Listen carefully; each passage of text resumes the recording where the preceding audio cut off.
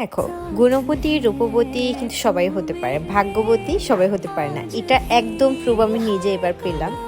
একটা ভাইয়া অর্ডার করতে আসছেন, উনি হচ্ছে গিয়ে বারবার বলতেছে যে আপু আমার বাজেট ইস্যু প্রবলেম, আমার আসলে ওরকম বাজেট নেই যে স্কিন কেয়ার করার পর বলকে আপনি আমাকে বাজেট ফোনের মধ্যে কিছু প্রোডাক্ট সাজেশন দেন, বডির জন্য কিছু প্রোডাক্ট সাজেশন দেন, ঠিক আছে।